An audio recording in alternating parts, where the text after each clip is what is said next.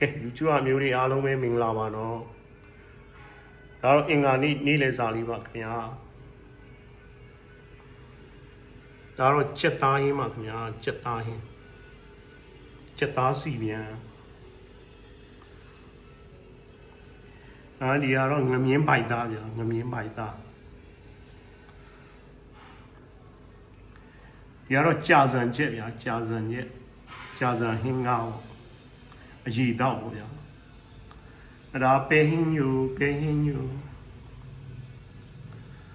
ဒါတော့ချက်မောင်ညိုပါခင်ဗျာရှယ်ပေါ့ချက်မောင်ညိုဒါတော့ပေးနှက်ပါဗျာပေးနှက်ဒါတော့ကျွန်တော်တို့အညာစတိုင်ခရမ်းညင်ဒီငပိကျဲဒါတော့အစိမ်းညို